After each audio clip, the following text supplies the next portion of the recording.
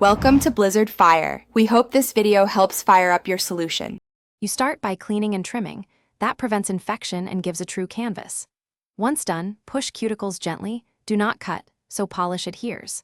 File nails in one direction to avoid splitting. Pick a shape that suits your nail bed and lifestyle. Make sure to remove surface shine with a 240 grit buffer if using polish for better bonding. Apply a thin, even base coat immediately after prep. This seals the nail and creates a smooth layer to build upon. You now apply color with control. Load the brush, wipe excess, and draw a central stroke, then sides for even coverage.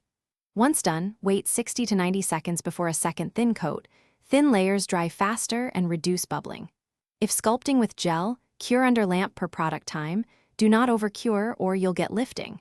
Make sure to cap the free edge with each layer to prevent chipping. Wipe any overflow with a brush dipped in acetone for precise lines. You finish by sealing everything with a thin top coat, capping the edge to lock and protection.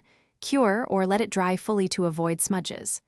Once dry, apply cuticle oil and recommend daily hydration to extend wear and prevent splitting. For maintenance, buff gently before fills and replace chips quickly. If you notice lifting, do not peel. Instead, file the lifted area smooth, clean with alcohol, and re-adhere using a thin layer of resin or gel. Thanks for watching. If you found this helpful, don't forget to like and subscribe.